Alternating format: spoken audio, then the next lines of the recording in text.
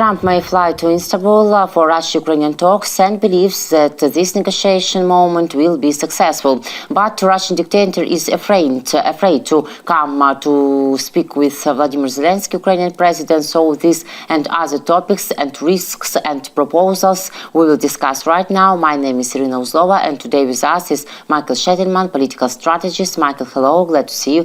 Thank you for joining us. Good evening, Irina. If Donald Trump flies to Istanbul for Russia-Ukraine talks, will Russian dictator Vladimir Putin come too? No, certainly not. It is just unbelievable because he plenty of times he said that President Zelensky is not legitimate president of Ukraine or something like. I remember the exact claim by Mr. Putin. He said, if President Zelensky, in spite of not being legitimate president of Ukraine, is ready to negotiate, so I will form the group of negotiator and send to him.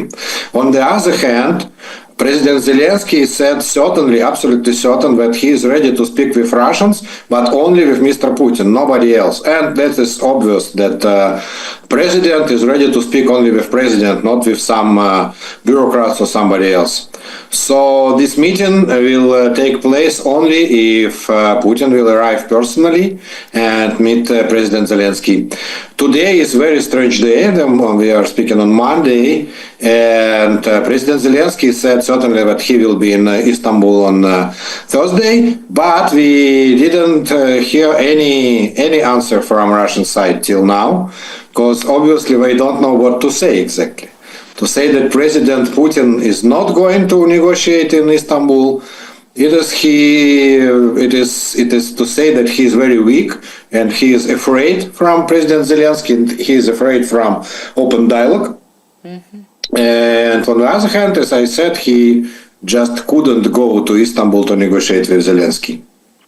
Our press secretary of the Russian President Dmitry Peskov commented on the proposal of Ukrainian President Vladimir Zelensky to meet with Russian dictator Putin in Istanbul on May 15th, told that Kremlin has already outlined his position on resuming negotiations. Putin clearly and confidently outlined the position of resuming negotiations with Ukraine without preconditions, Peskov said. But it isn't no, it isn't yes. And what does Peskov mean when he speaks about without preconditions? Yes, exactly. Without precondition, it means that, for example, we had previously precondition for negotiation with Russia, and the precondition was withdrawal of all Russian troops from Ukrainian territory. Now, for example, we have as a precondition the 30 days ceasefire. This is also precondition. Russians are ready to negotiate without these preconditions, but Russians offered the place, Istanbul. Russians offered the date, May 15th. So, but we didn't offer any. What will be the level of this negotiation? So, Mr. Zelensky, President Zelensky, offered the highest level of this negotiation when we are ready, and will be the highest level. And it is very difficult to find any reason to Mr. Putin not to come to negotiate. And obviously, our delegation is Mr. Zelensky. What is your delegation? Yeah. We don't see any delegation from your side. This is our answer. And by the way, Mr. Zelensky's decision to go to Istanbul was taken immediately after the post in social network of President Trump, who said, I want from Ukraine to agree to negotiation immediately. And President Zelensky answered immediately, yes, I'm going. But if we are looking for this post in social network of Mr. Trump, we could pay attention what he says in this post. He says Putin does not agree to ceasefire, and he wants the negotiation. Not Russia wants negotiation, but he wants to negotiate. He wants to negotiate, it means Mr. Putin wants to negotiate. So this post internet post by Mr. Trump says that Mr. Putin should negotiate from the other side. And we heard today from President Zelensky that he said that President Trump and Macron and all Europeans, everybody supports his idea to go personally and to meet Putin personally.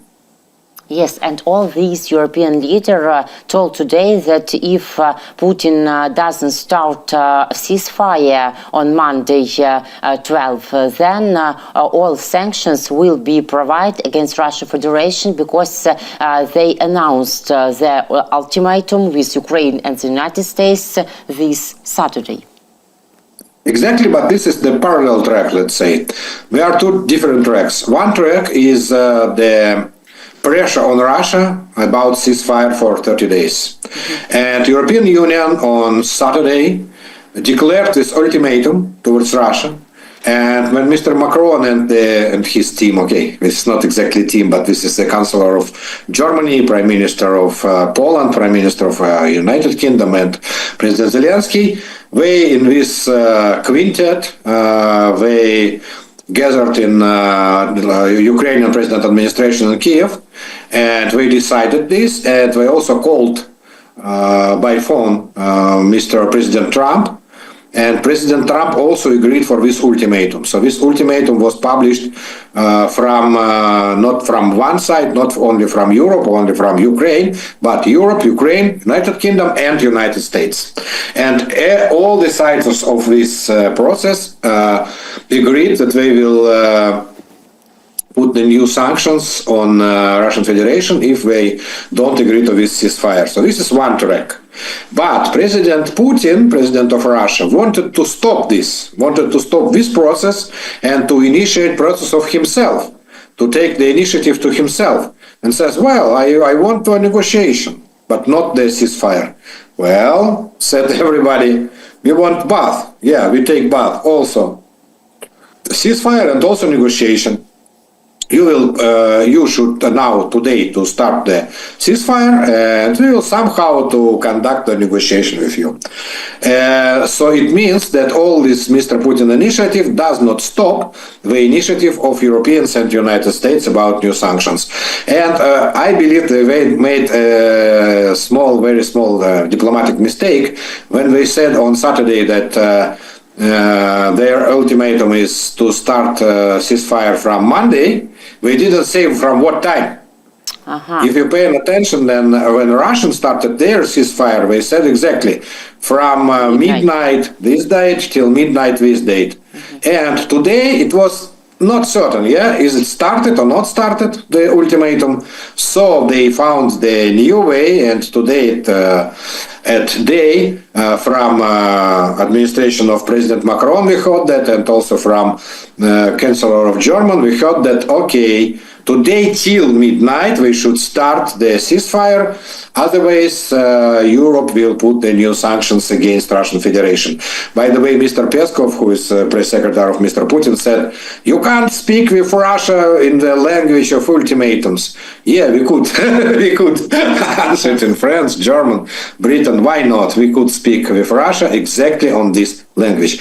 The most interesting point here also the Chinese position, because last hours Chinese Ministry of International Affairs of China, they joined this effort. They not started, this is the important, from diplomatic point of view, it is very, very important point. They didn't start their own process, their own track, no. Till now, we all this were in the separate track. For example, they started their 12 points peace plan 2 years ago. They started their plan with Brazil. It was also some separate plan of 6 different paragraphs. But now they said we are joining ultimatum. They didn't say ultimatum, but we are joining the idea of European Union and UK and US about starting the 30-day ceasefire from May 12th. That's the important point, that de facto they joined an ultimatum. Chinese, they joined an ultimatum. Which means, I believe, that President Xi, President of China, when he was in Moscow, he asked President Putin to start this ceasefire. And President Putin, de facto, he said no to President Xi. Yes, Michael, I was wondering, telling the truth, about the statement by Ministry for Foreign Affairs of China after really visiting and meeting with Putin by Xi Jinping, Chinese leader. But a lot of analytics experts told me that if Russian dictator Putin prolongs Russian-Ukrainian war, it will be useful and profitably to China, because the deals like they looks today are enough good and comfortable for Chinese leader. Why these people can be wrong? Because the situation just changed last night, really, in the world, totally. At least last weekend, let's say, everything has changed. Today, this night, United States and China, they stopped the economic war. They have frozen the economic war for 90 days.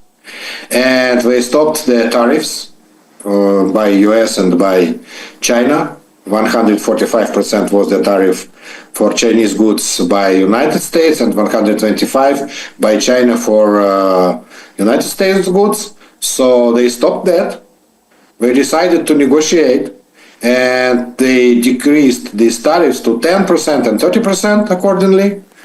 So it is like exactly like the tariffs were before the April 2nd. Then President Trump started this economic war. So we stopped the economic war. One day before, if you paid attention, Pakistan stopped the war against India. So it was the first sign of this peaceful agreement between China and the United States. Pakistan is de facto Chinese proxy, and India is US proxy. So they stopped the hot war, which were almost started between these two countries. We negotiated and stopped. And on the next day, we negotiated in Switzerland, where was a meeting between the American Minister of Finance and Chinese Minister of I don't know what, because we have very strange position names, that is not exactly finance minister, but somebody from the government of China. And we decided to stop this war. So the next step is also to stop the war between Russia and Ukraine, and I believe it was also discussed in Switzerland in this negotiation between Americans and Chinese. This is, there is a big deal when Mr. Trump, President Trump, he have spoken about big deal in his first term.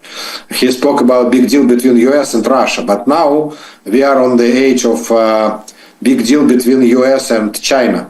And a big deal between US and China, it is not only about tariffs, this is only about spheres of influence, and it will be I believe that in this negotiation it was said that, Russia is our Chinese country, and in Chinese sphere, and it is Chinese proxy, and Ukraine is in the US sphere of interest, and this is the reason why there was a signed agreement about Ukrainian metals and other goods, and we are going towards peace between US and China, and our peace agreement will be the part of this big deal.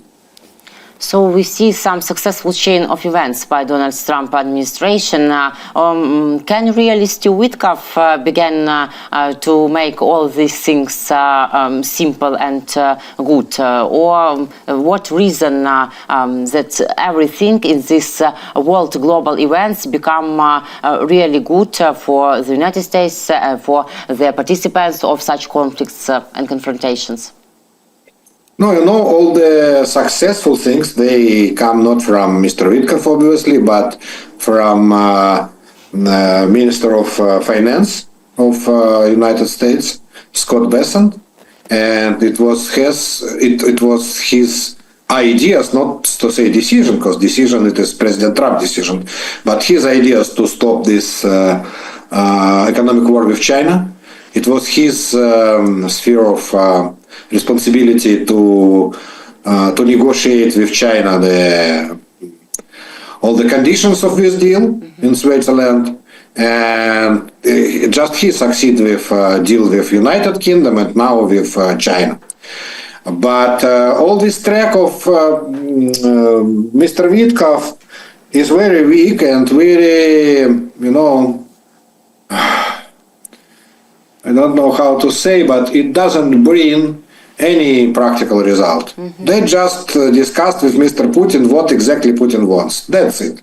So the job of Mr. Vitkov was to hear, to listen to President Putin, to understand what exactly his claims, and that's it. That's it. And the answer was not from Mr. Vitkov, but from J.D. Vance, Vice President of the United States, that Russia wants too much. So Russia wants too much, and it means Russia will not receive just nothing if it wants too much.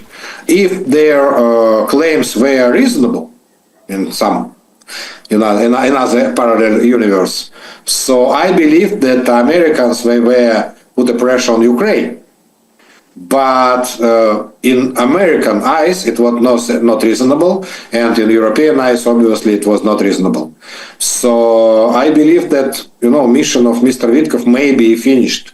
Maybe. I don't say that he will never meet Mr. Putin again, but at this stage, it doesn't look that President Trump need his help in the Russian-Ukrainian track, not in the Middle East, but in Russian-Ukrainian track. Now the policy is changed in Washington.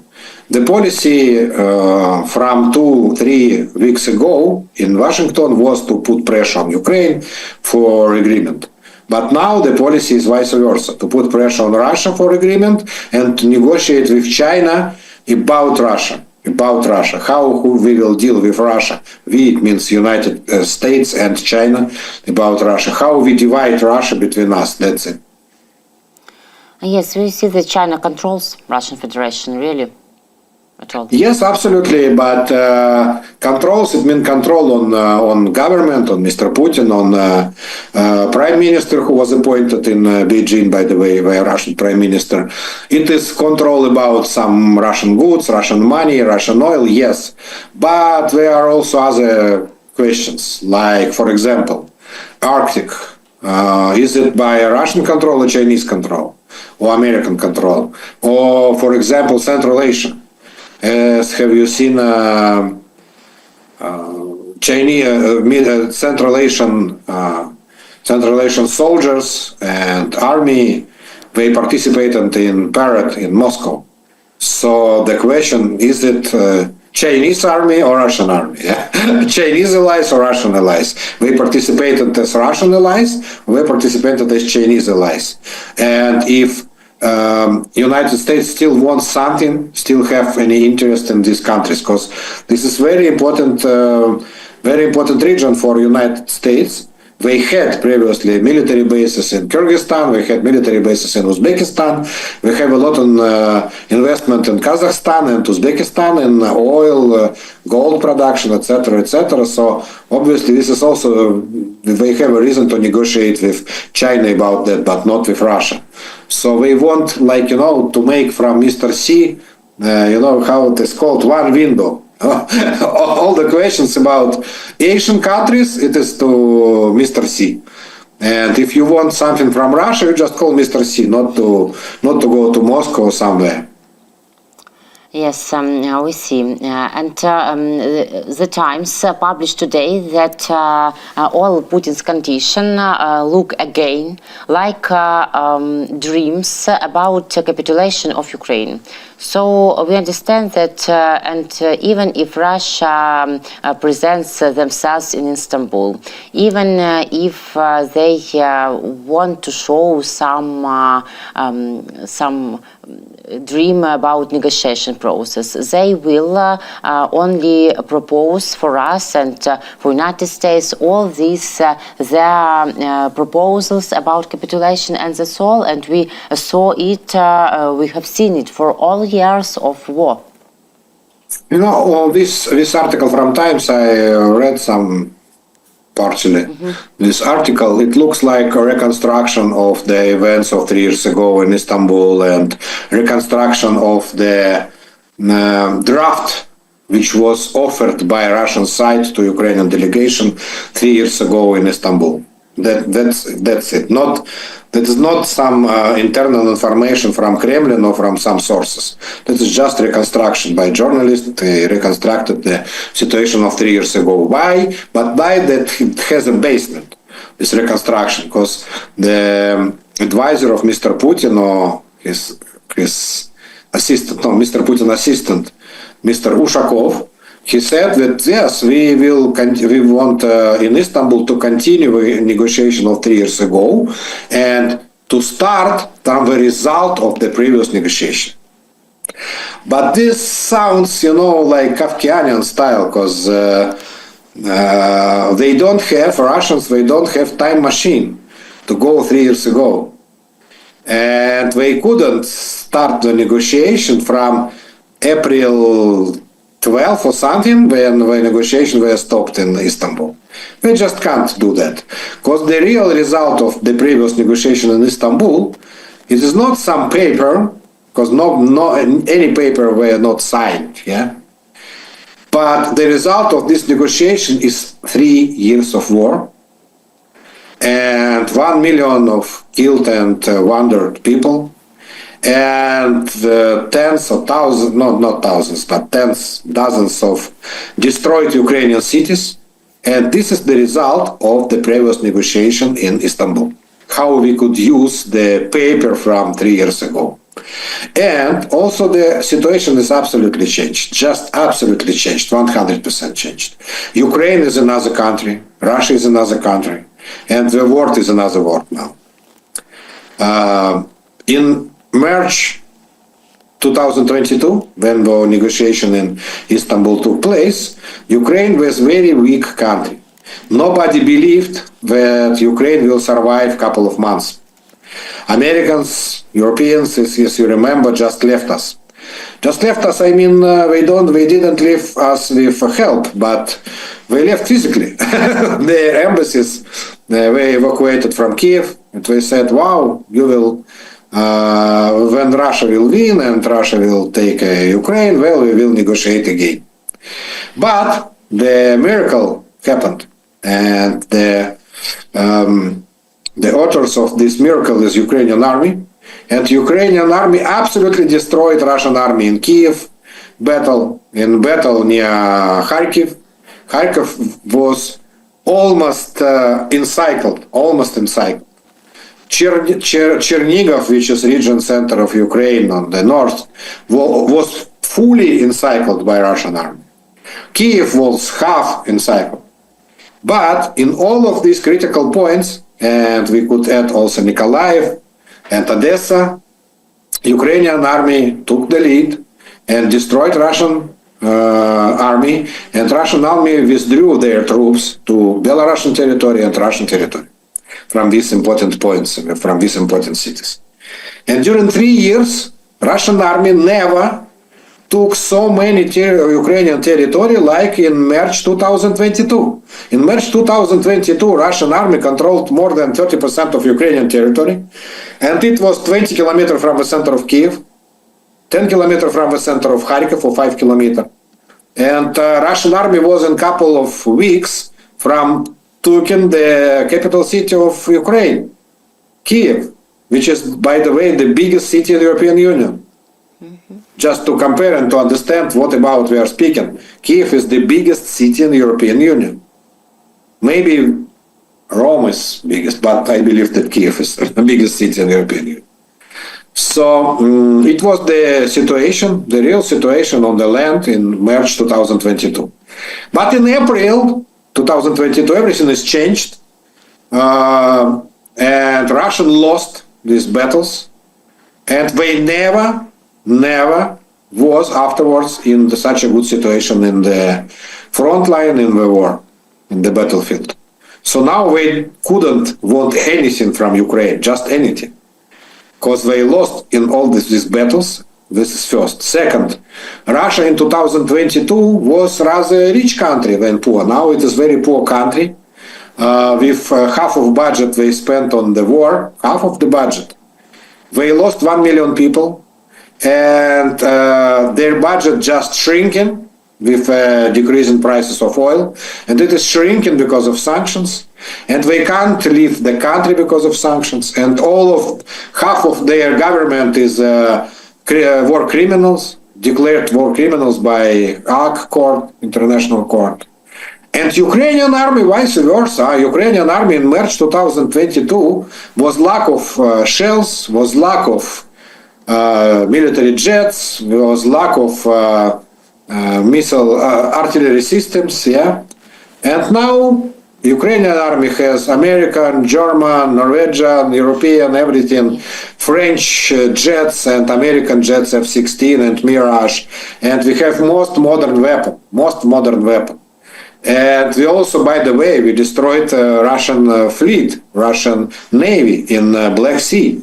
Totally destroyed Russian Navy in the Black Sea. So now the situation is absolutely different from the March 2022. And now is Ukraine could come with some conditions like Russia should withdraw their troops, Russia should to limit their participation in some international military organization, etc., etc., etc. But it is absolutely senseless now to discuss the paper which was not signed 3 years ago. Yes, we see that Putin lives in some unrealistic world and believes that this will destroy him too, because he doesn't understand all such conditions and all changes we see now. Michael, thank you very much for this conversation. Thank you for joining us and for your clever opinions. See you next week. Take care, please. Thank you, Irina. Bye. Michael Sheitelman, political strategist, Irina Uzlova, my name. Thank you guys for watching us, for joining. Leave your comment and subscribe to our YouTube channel, Sheitelman and War and Politics 24. Take care.